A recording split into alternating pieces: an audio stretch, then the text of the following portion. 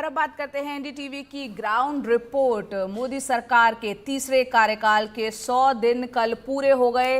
मोदी सरकार ने लोकसभा चुनाव के पहले ही अपनी सरकार के मंत्रियों को अगले 100 दिन की योजना बनाने को कहा था। इस दौरान कई बड़े ऐलान भी किए गए और इस कार्यक्रम में हम आपको आज बताएंगे कि पहले 100 दिन में क्या क्या ऐलान हुए, उनका क्या असर आने वाले दिनों में देखने को मिलेगा।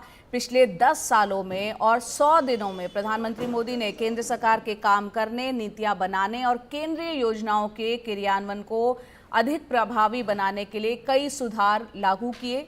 पहले 100 दिनों में सरकार ने 15 लाख करोड़ से ज्यादा की योजनाओं को मंजूरी दी है। आइए देखते हैं हमारे सहयोगी हिमांशु शेखर की ये रिपोर्ट। क्या काम करते हैं आप लोग? 10 बहनें इकट्ठी होती थी, क्या करते हैं? सर, हम मशरूम का भी काम किया है। मशरूम पे कितनी कमाई होती है आपकी? 10 से 12 हजार तक आ जाते हैं। 10-12 हजार रुपया महीने का? जी। तो आप तो लखपति दीदी हो गई। जी सर। कोरोना आया था, अभी तो बहुत कष्ट में चल रहा था, दुकान बंद हो गया। तो बाद आसी गला बीएम धन जन योजना जो आसिला से मुझे अप्लाई करती स्वनिधि योजना रे मैं अप्लाई करती। तो अभी आपको स्वनिधि का पैसा मिल गया? अभी कितना मिला आपको? मैं प्रथम किस्ती 10,000 पर पहले में 10,000 और द्वितीय का 20,000, दूसरे में 20,000।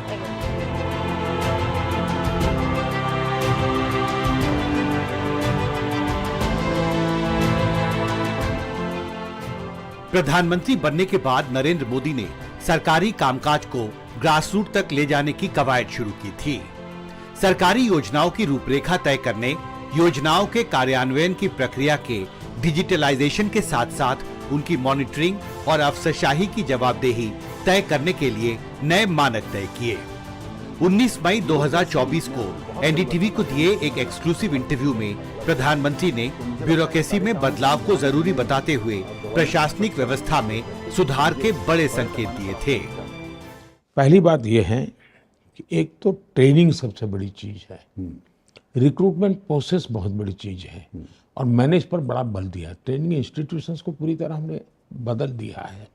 टेक्नोलॉजी का भरपूर उपयोग हमारे हर लेवल पे, उस दिशा में हम बल दे रहे हैं। अब तैयारी इस पहल को और आगे बढ़ाने की है।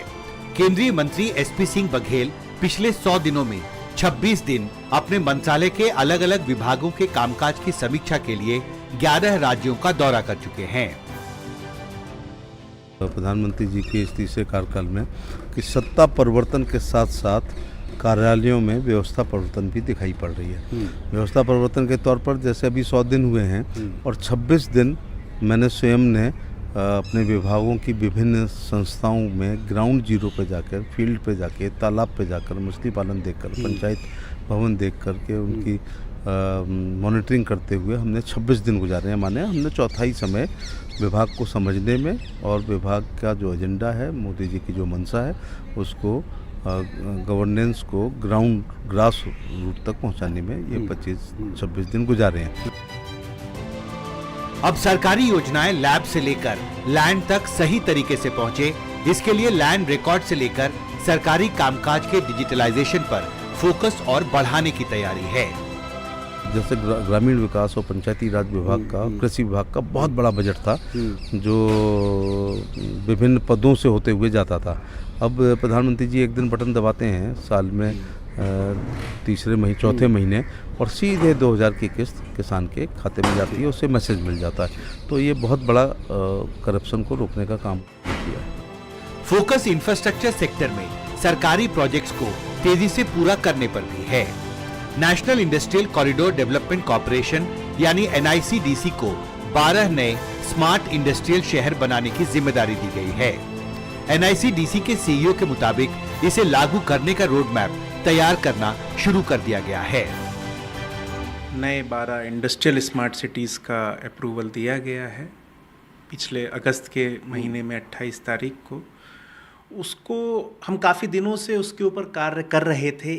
एक स्तर तक कार्य पहुंचने के बाद ही जब प्रोजेक्ट पूरी तरह से डेवलप हो जाता है, उसके बाद हम सरकार के पास जाते हैं उसके अनुमोदन के लिए और उसकी तैयारी पूरी देखकर उसमें एम्प्लॉयमेंट और इंफ्रास्ट्रक्चर का पोटेंशियल देखकर भारत सरकार ने अपने शुरुआती 100 दिनों में इस मोदी 3.0 सरकार ने उसको अप्रूवल दिया। लगभग 26,800 एकड़ ज़मीन ऑलरेडी हमारे जो ये अलग अलग स्टेट्स जो भी पार्टिसिपेटिंग स्टेट्स हैं, ये 10 राज्यों में ये सब इन 12 शहरों का काम होगा, तो उन सभी स्टेट्स ने ऑलरेडी ज़मीन उस जॉइंट वेंचर कंपनीज़ के पास आ चुकी हैं।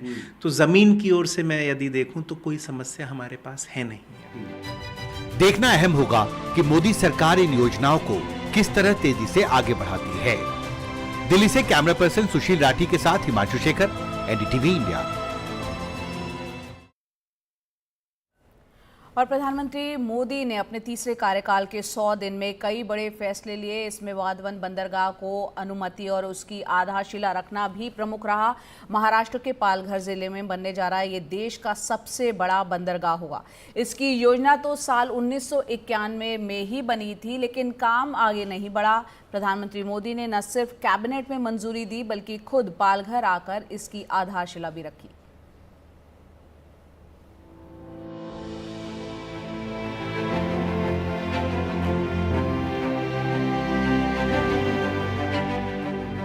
ये देश का सबसे बड़ा बंदरगाह होगा और दुनिया के 10 बड़े बंदरगाहों में से एक, जो बनने जा रहा है महाराष्ट्र में पालघर जिले के वाढवण में। ये मुश्किल काम संभव हो पा रहा है प्रधानमंत्री नरेंद्र मोदी की दृढ़ इच्छा शक्ति की वजह से। इसका प्रस्ताव तो 1991 में ही रख दिया गया था, लेकिन तब से लेकर अब तक यानी तकरीबन 33 वर्षों तक सिर्फ फाइलें घूमती रही। इस साल जून महीने में कैबिनेट की मंजूरी मिली और अगस्त महीने में प्रधानमंत्री नरेंद्र मोदी ने खुद पालघर आकर एक भव्य समारोह में इसकी आधारशिला रखी। इन अवसरों का पूरा लाभ महाराष्ट्र को और देश को मिले, इसके लिए आज वाढवण पोर्ट की नींव रखी गई है। इस पोर्ट पर 76,000 करोड़ रुपए से ज्यादा खर्च किए जाएंगे। ये देश का सबसे बड़ा कंटेनर पोर्ट होगा। ये देश ही नहीं, दुनिया के सबसे गहरे पोर्ट में से एक महत्वपूर्ण पोर्ट होगा। आज देश के सभी कंटेनर पोर्ट से जितने कंटेनर आते जाते हैं, पूरे देश के टोटल की मैं बात कर रहा हूं, आज जितने टोटल आते जाते हैं उससे ज्यादा कंटेनर का काम अकेले वाढवण पोर्ट पर होने वाला है। वाढवण गांव समुद्र के किनारे है, जहां समुद्र की गहराई ज्यादा है। यहां से 10 किलोमीटर की दूरी पर ही रेल मार्ग, नेशनल हाईवे और डेडिकेटेड रेल फ्रेट कॉरिडोर है, जो अभी बन रहा है। यहाँ बनने का सबसे बड़ा कारण ये है कि ये जो पोर्ट है ये बेसिकली कंटेनर पोर्ट ज़्यादा है, क्योंकि इसमें 23.2 मिलियन TEUs कंटेनर कैपेसिटी है। तो जो देश का जो इंडस्ट्रियली डेवलप्ड एरिया है वो वेस्टर्न, नॉर्थ वेस्टर्न और नॉर्थ सेंट्रल है और नॉर्दर्न है। तो 75% एक्जिम कंटेनर ट्रैफिक इन्हीं एरिया से निकलती है। और आज जो बंदर है, जो JNPA हो या मुंद्रा हो, ये अगले 5 साल में पूरी तरह से भर जाएंगे, पूरी तरह से उनकी क्षमता भर जाएगी। उसके बाद हमें तुरंत बंदर लगेंगे, ताकि हमारी जो बढ़ती हुई जो इंडस्ट्रियल पावर है एक्जिम, जो लोगों इंपोर्ट भी हो या एक्सपोर्ट भी हो, उसके लिए हमें एक नए बंदर की आवश्यकता है, जिसकी ज़रूरत ये बंदर पूरी करेगा। इस पोर्ट को जवाहरलाल नेहरू पोर्ट अथॉरिटी और महाराष्ट्र मैरीटाइम बोर्ड के साथ मिलकर वाढवण पोर्ट प्रोजेक्ट लिमिटेड बना रहा है। यह किनारे से 6 किलोमीटर दूर समंदर में बनेगा। इसमें 9 कंटेनर टर्मिनल होंगे, साथ ही 4 बहुउद्देशीय टर्मिनल, 4 लिक्विड टर्मिनल एक रोरो टर्मिनल और एक कोस्ट गार्ड टर्मिनल होगा। जवाहरलाल नेहरू पोर्ट अथॉरिटी का दावा है कि 76,220 करोड़ रुपए की लागत से बनने वाले इस बंदरगाह से 12 लाख स्थानीय लोगों को रोजगार मिलेगा। एक तो 12 लाख पोर्ट से रिलेटेड जॉब वहाँ क्रिएट होंगे और उसके आधारित और जॉब क्रिएट होंगे तो करोड़ों तक जा सकता है। तो हम लोग स्थानीय लोगों को स्किलिंग कर रहे हैं ताकि 90% जो ब्लू कलर जॉब बोलते हैं, जो स्किलिंग के रूप में दिए जा सकते हैं, वो उन्हीं को मिले। हालांकि वाढवन गांव और आसपास रहने वाले कुछ लोगों का इसे लेकर विरोध है। स्थानीय मछुआरों का आरोप है कि इससे उनके कामकाज पर असर होगा। समुद्र में भराव से गांव डूबने का खतरा है और जमीन अधिग्रहण से विस्थापन का भी डर है। साथ ही इलाके के पर्यावरण पर असर होगा। उनका कहना है कि पास में ही शंखोदर है जिससे लोगों का भावनात्मक लगाव है। इसके नष्ट होने का भी खतरा है। जेएनपीए के मुताबिक विकास के लिए इस बंदरगाह की सख्त जरूरत है, क्योंकि जल्द ही मौजूदा बंदरगाहों पर और कंटेनर उतारने की क्षमता नहीं बचेगी। इसके बन जाने के बाद पश्चिमी समुद्र किनारे पर अगले 50 साल तक किसी और बंदरगाह की जरूरत नहीं होगी। इसका पहला फेज 2029 तक बनकर पूरा हो जाएगा और ये बंदरगाह देश के विकास का आदर्श मॉडल होगा। मुंबई से सुनील सिंह, एनडीटीवी इंडिया के लिए। और केंद्र सरकार के बड़े फैसलों में एंजल टैक्स खत्म करने का फैसला भी शामिल है, जिसका ऐलान बजट में किया गया। स्टार्टअप से जुड़े उद्यमियों और निवेशक इस पहल से खुश हैं। इनका कहना है कि बाहर गई कंपनियां वापसी कर रही हैं।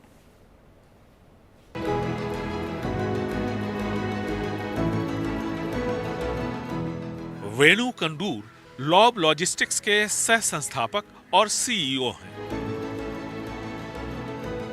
तकरीबन 10 साल पहले उन्होंने दोस्तों के साथ इस स्टार्टअप की शुरुआत की थी। फंड से लेकर यहां तक का सफर चुनौतियों से भरा रहा, लेकिन वेणु के मुताबिक अब हालात बदल गए। ये एबॉलिशन के बाद काफ़ी तेज़ी आई है। जो इन्वेस्टर्स हैं फ्रॉम यूएस, यूरोप वगैरह, वो देखते हैं कि this is lucrative market for India to invest, right. और दूसरी चीज़ ये है कि जो लोकल यहाँ पे जो HNIs हैं, उनको भी लगता है कि अब ये एबॉलिशन होने के बाद एक ऑल्टरनेटिव फंड जिस पे वो इन्वेस्ट कर सकते हैं। एक स्टार्टअप के को-फाउंडर ने बताया कि किस तरह से पिछले 10 सालों में स्टार्टअप्स के लिए हालात लगातार बेहतर हुए हैं, लेकिन एंजल टैक्स हटा देने से कितना फर्क पड़ेगा, ये जानने के लिए हम मिलने पहुंचे मोहनदास पाई से, जो कि एक बहुत बड़े इन्वेस्टर हैं।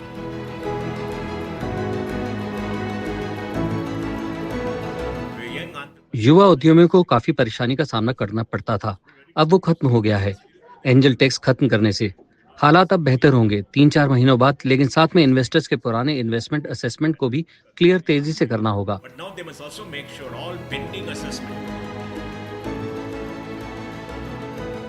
विशेषज्ञों के मुताबिक अगले 4-5 वर्षों में स्टार्टअप्स में देशी विदेशी निवेश 30 से 40 अरब डॉलर तक हो सकता है। 2012 में यह तकरीबन 5 अरब डॉलर के आसपास था और 31% एंजल टैक्स के बावजूद 2022-23 में ये रकम बढ़कर 12 अरब डॉलर तक हो गई थी।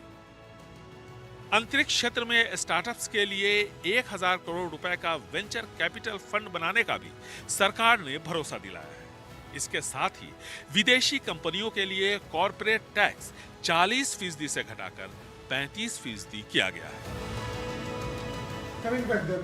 एंजल टैक्स हटाने के बाद बहुत सी कंपनियां अब विदेश से वापस आ रही हैं। मैंने जिन कंपनियों में निवेश किया है उनमें से भी कुछ कंपनियां वापस आ रही हैं। कुछ देश के स्टॉक एक्सचेंज में लिस्टिंग भी करवा रही हैं।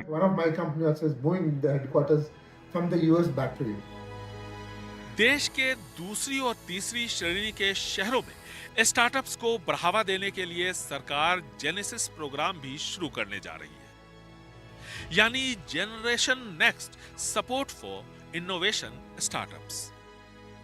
बेंगलुरु से कैमरामैन कुमार के साथ निहाल खिदवई, एनडीटीवी इंडिया।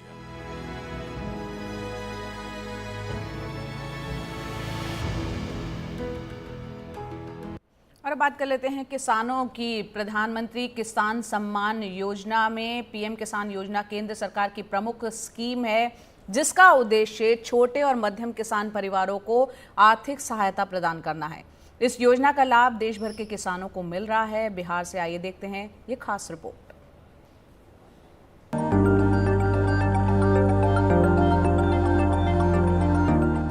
सूरज की पहली किरण के साथ अपने कुदाल लेकर खेतों की ओर निकलते ये किसान बिहार के वैशाली जिले से हैं। इन्होंने अपनी खेती के हुनर से पूरे गांव में खुशहाली ला दी है।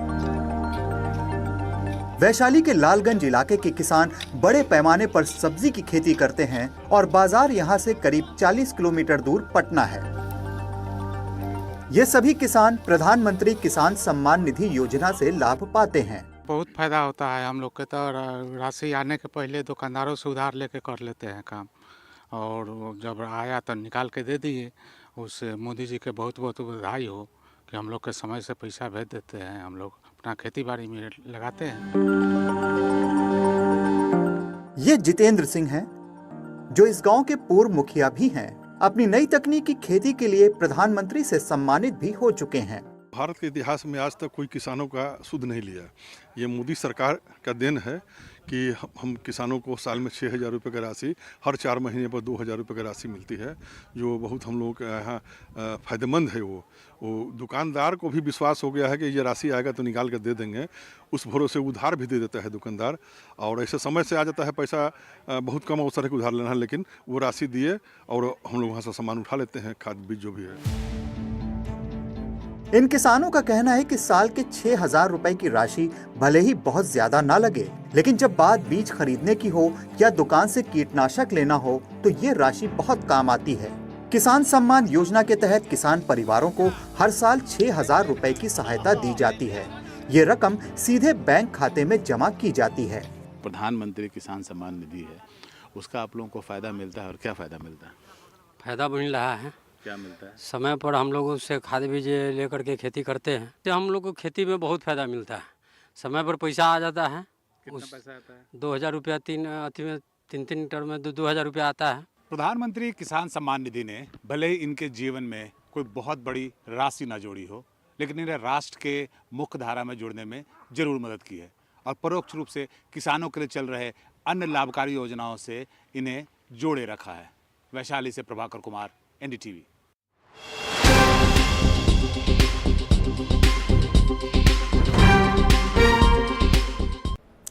तो मोदी सरकार का जो तीसरा कार्यकाल है, कल उसके 100 दिन पूरे हुए हैं। आपको बता दें, देश भर में चल रही लखपति दीदी योजना ने ग्रामीण महिलाओं को आर्थिक रूप से सशक्त बनाने का काम किया है। ये योजना महिलाओं को स्वयं सहायता समूहों के जरिए स्वरोजगार के अवसर प्रदान कर रही है। आज हम आपको शिवपुरी की लखपति दीदी किशोरी रावत की कहानी दिखाने जा रहे हैं, जिन्होंने इस योजना का लाभ उठाकर अपने जीवन को न सिर्फ बदला, बल्कि कई अन्य महिलाओं को भी रोजगार के अवसर दिए।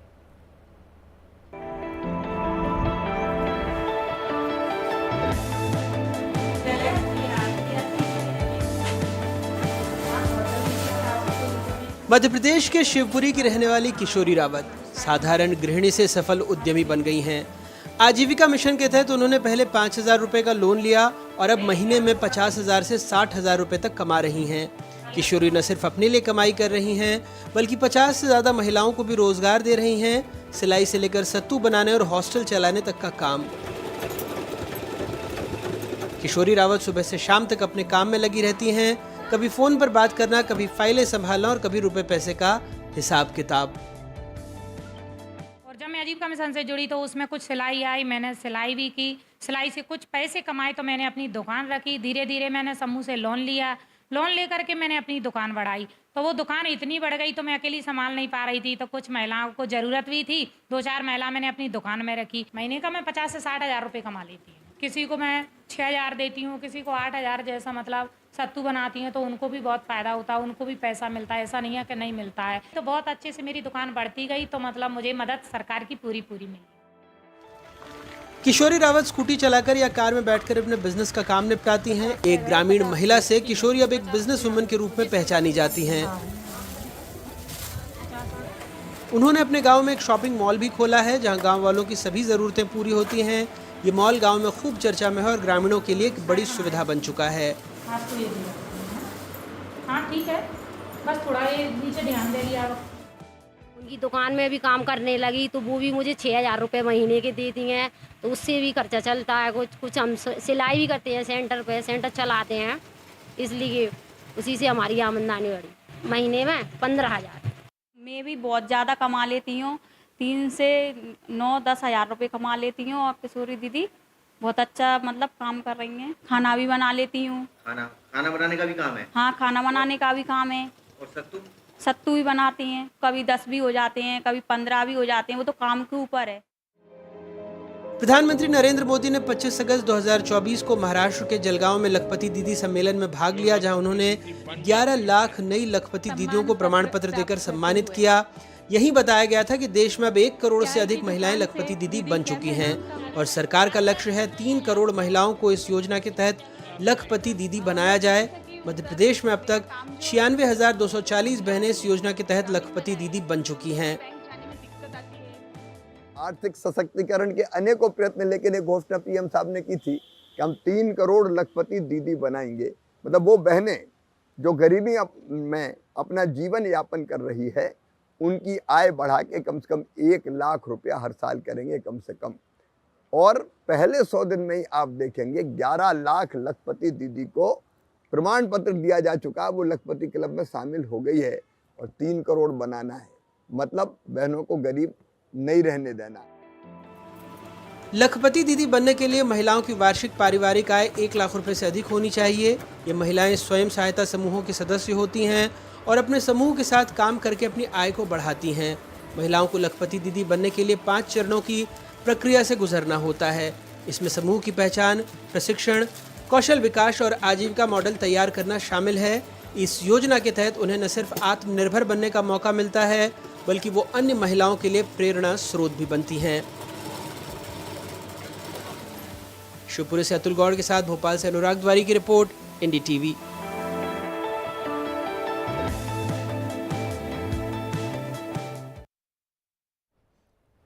और प्रधानमंत्री मोदी ने अपने तीसरे कार्यकाल की शुरुआत में देश भर के केंद्र सरकार के कर्मचारियों को यूनिफाइड पेंशन स्कीम के रूप में एक बड़ी यहाँ पर उसका ऐलान किया। ऐसे में न्यू पेंशन स्कीम की तुलना में यूनिफाइड पेंशन स्कीम कर्मचारियों के लिए कितनी महत्वपूर्ण है, ये समझने के लिए हमने लखनऊ में पेंशनर्स एसोसिएशन के लोगों से बात की। आइए देखते हैं। देश में 2 दशक पहले जब ओल्ड पेंशन स्कीम खत्म हुई और न्यू पेंशन स्कीम लागू हुई, तब से ही ये मांग चल रही थी कि सरकार पेंशन को लेके कुछ करे। अब मोदी सरकार के तीसरे कार्यकाल में यूपीएस का एक विकल्प कर्मचारियों को दिया गया है, लेकिन इस विकल्प को लेके कर्मचारी क्या सोचते हैं, एनपीएस से यूपीएस बेहतर है या नहीं है, ये समझने के लिए मैं लखनऊ में हूँ। पेंशनर्स एसोसिएशन के जो लोग हैं, ये सारे लोग पेंशन एसोसिएशन से जुड़े हुए हैं, इनसे बात करते हैं। सर, सबसे पहले आपसे पूछूंगा, क्या नाम? राजीव भटनागर। भटनागर साहब, मैं आपसे सीधा एक सवाल ये पूछ रहा हूँ कि मोदी सरकार ने एनपीएस चल रहा था, उसको चेंज करके अभी एक विकल्प दे दिया यूपीएस का, ये फैसला कैसा है?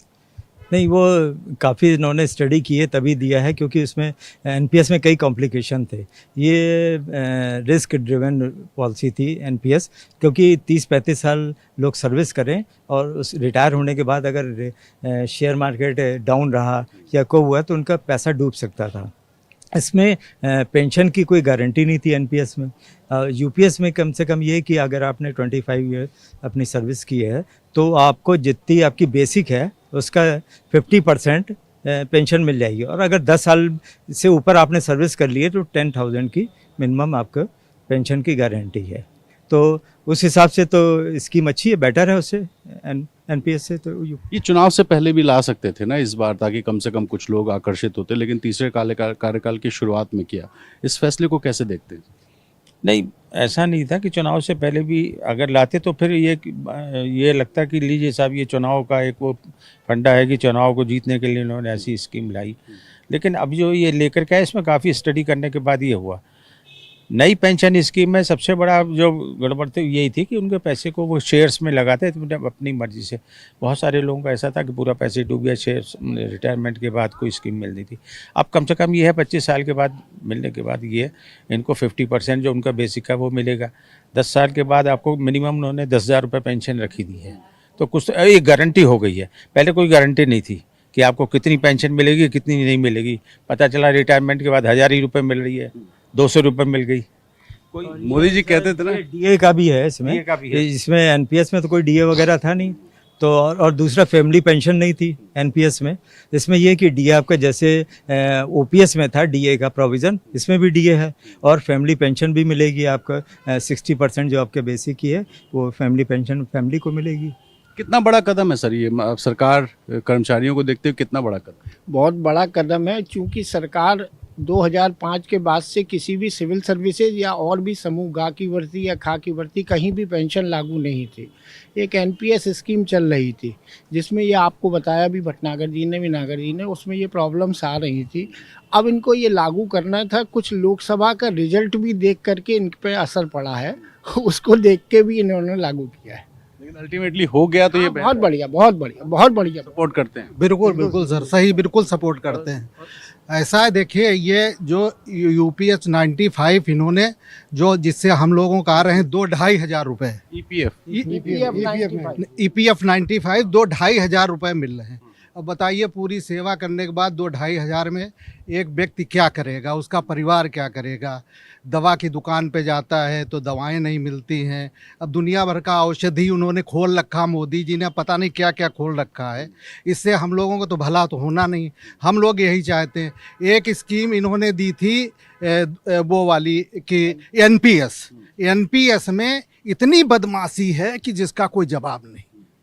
उसमें जो है, उसमें अभी हमारा कुछ पैसा एनपीएस में फंसा। मैं गया तो उन्होंने कहा, उन्होंने 12-14 मुझे कंपनियां दे दी। कहा इसमें आप चुन लीजिए, जो आपका 10-5 लाख रुपए है वो जाएगा। और उसमें पेंशन जानते हो सर कितनी मिल रही है? जो बैंक का ब्याज है उससे भी कम वो हमको मिल रहा। तो ये सर है, हम रिस्क था, वो रिस्क कम से कम दूर। हाँ बिल्कुल सर, ये कर रहे हैं, बिल्कुल सपोर्ट कर रहे हैं, मिलना चाहिए हमको। और एक सर मेरा अनुरोध ये है, जैसे इन्होंने क्या किया था, सीनियर सिटीजन को ट्रेन में जो है 40% माफ किया था। कम से कम उससे भला हो जाता था आदमी का, मतलब जो है। अब उसको भी इन्होंने किनारे खत्म कर दिया है। मोदी जी का जन्मदिन है तो ऐसी मांग करेंगे क्या कि कम से कम कुछ और सहूलियत दे दें? जी हाँ, बिल्कुल करेंगे, क्यों नहीं करेंगे। हम लोग तो आश्वासन पे जी रहे हैं। आज 6 साल हो गया आश्वासन पे आश्वासन। मोदी जी से हम लोग मिले भी थे, लेकिन आश्वासन के अलावा हम लोगों को कुछ नहीं मिला। तो हम तो चाहते हैं कि हम लोग जो मिल गया ना। नहीं, ये देखो, ये जो इन्होंने दिया है ये सरकारी कर्मचारियों को दिया है, सरकारी पेंशनर्स को भी फ़ायदा दिया है। लेकिन जो हम लोग पीएसयू वाले हैं, जो कॉरपोरेशन के, उनको आज तक केवल आश्वासन के अलावा कुछ नहीं मिला। जबकि हमारी डिमांड है कि 7,500 रुपये पेंशन प्लस डीए दिया जाए और पेंशनर्स को मुफ्त चिकित्सा सुविधा दी जाए। आज तक हम लोगों को गवर्नमेंट एम्प्लॉयज़ को सब दे रहे हैं। गवर्नमेंट के जो पेंशनर्स हैं उनको आपने मेडिकल फैसिलिटीज़ भी दे दी, उनको आपने पेंशन यूपीएस भी ला कर दे दिया, उनको फ़ायदा कर दिया। लेकिन ईपीएस 95 पेंशनर्स को जो है, हमारे जितने हैं एचएल वाले हों चाहे और कोई भी पीएसयू हैं, उनको आज तक आपने कोई सुविधा नहीं दी। आपके लोकसभा के इलेक्शन भी हो गए, लेकिन आश्वासन के अलावा आपने हमको आज तक कुछ नहीं दिया। तो हमारी तो गुजारिश यही है कि हमारा आप करें, क्योंकि ना हमारे पास पेंशन है, ना हमारे पास पेंशन इतनी है कि उसमें एक टाइम का 15 दिन का दूध भी नहीं आ सकता है। किसी को 1000 मिल रही है, किसी को 800 मिल रही है, किसी को 2500 मिल रही है। और मैक्सिमम आपने मिनिमम 500 कर रखी है और मैक्सिमम 1000 कर रखी है और मैक्सिमम आपने 3000 कर रखी है। 3000 में आजकल क्या होता है? ये उम्मीद है मोदी जी से कि कम से कम अब जो है आप लोगों की जो भी बाकी डिमांड है, इन्हें इस पर विचार जरूर करना चाहिए। एक मानवता के नाते ये सोचना भी चाहिए कि क्या नाम है, ये लोग अपना गुजारा कैसे करेंगे, अपने परिवार का पालन पोषण कैसे करेंगे। जिसे 2000 रुपये, जिसे 1800 रुपये पेंशन मिल रही है, वो अपनी दवाइयों का खर्च तक नहीं कर पा रहा है, तो खाना तो बात ही अलग रहा है। एनपीएस और यूपीएस, मैं 2 सवाल आपसे कर रहा हूँ, दोनों में बेहतर कौन? अब इन्होंने यूपीएस लागू किया है, लेकिन हम लोग तो दोनों में नहीं फंस रहे हैं। और तीसरा यूपीएस जैसा कोई विकल्प अगर आप लोग को मिल जाए तो फिर उससे यूपीएस अगर मिल जाता है तब ठीक है। इधर इन्होंने क्या नाम है, मेडिकल के बारे में भी मोदी जी की निगाह गई है और उन्होंने 70 साल से ऊपर का इन्होंने सुविधा प्रदान की है 5 लाख की। अब हम लोग अभी 62 साल के हैं, तो अभी 8 साल हम 70 साल होने का इंतजार करें कि क्या नाम है, तब हमें वो सुविधा मिले। तो मेन चीज उसमें भी जो 70 साल वाला इन्होंने 70+ को जो अभी मेडिकल फैसिलिटी दी है, उसमें भी 2 पेज हैं। पहला पेज क्या है कि 70 से ऊपर, जैसे मैं भी हूँ, मेरी वाइफ भी है, उन्होंने कहा अगर एक घर में 2 सदस्य होंगे तो वो जॉइंट उनका एक ही कार्ड बनेगा, यानी कि वो 2.5 लाख की, हालांकि टीवी पे दिखा रहे हैं 5-5 लाख की। उसमें ये भी कर दिया ना, किसी भी आय वर्ग के, उसमें गरीबी रेखा से नीचे होने का कोई आय मसला वर्ग का उसमें वो कंडीशन हटा दी है। लेकिन हम तो उसी गवर्नमेंट सर्वेंट की सर्विस सेमी गवर्नमेंट से कम से कम देखिए, पहले तो ये था ना कि गरीबी रेखा से नीचे होना चाहिए, अब तो कह दिया किसी भी आय वर्ग का हो। लेकिन 2 चीजें उसमें इन्होंने जो मेरे हिसाब से है वो ठीक नहीं की। दूसरा उन्होंने क्या किया है कि जो ऑलरेडी उस रेंज में आ रहे हैं, यानी आयुष्मान कार्ड जिनका बना हुआ है ऑलरेडी 60 वाले हैं, 60 नीचे, वो अगर 70 प्लस हो गए हैं उनको 5 लाख का टॉपअप मिलेगा। ये आपने नहीं देखा, यानी कि 5 लाख का तो ऑलरेडी उनको मिल ही रहा था, 5 के 5 10 उनको हो गए। किसी का भला हो रहा है, नहीं भला सबका, हम तो करें, सबका करें, हमारा भी करें ना। सर एक जो हमें तो अभी तक आयुष्मान कार्ड ही नहीं है। एक जो हम लोग ज़्यादातर 78 लाख पेंशनर हैं EPS 95 के, मोदी जी को जन्मदिन की बहुत बधाई हम लोगों की तरफ से। पर ये जरा उन पे ध्यान रखें, क्योंकि ये जैसे रामचंद्र जी का वो किया उन्होंने प्राण प्रतिष्ठा, तो दशरथ जमीन पर पड़े हुए भूखे मर रहे हैं 70 साल 80 साल वाले, उनके ऊपर ध्यान दे दें वो तो बड़ा वो होगा। क्योंकि 1,500 रुपये 1,500 रुपये ऐसे पेंशन मिलती है, तो ये बड़ा मुश्किल काम है। और ये 7 साल से संघर्ष कर रहे हैं हमारे कमांडर अशोक राउत जी के नेतृत्व में, तो अगर वो कर दें पेंशन का 7,500 रुपये महीना DA और प्लस मेडिकल सुविधा। तो देखिए, एनपीएस से तो कम यूपीएस बेहतर है, ये कहना है इन कर्मचारी जो पेंशनर्स एसोसिएशन के लोग हैं। हालांकि ये लोग पीएसयू से जुड़े हुए हैं, इन लोगों की भी मांग है कि जिस तरह से यूपीएस शुरू हुआ वैसा ही यूपीएस पीएसयूज में भी लागू हो। लेकिन फिलहाल मोदी जी को जन्मदिन की बधाइयाँ देते हुए कर्मचारी ये कह रहे हैं कि कम से कम तीसरे कार्यकाल में एक बड़ी सौगात कर्मचारियों को मोदी सरकार ने दे दी है। लखनऊ से कैमरा पर्सन वीरेंद्र सैनी के साथ रणवीर, NDTV इंडिया के लिए।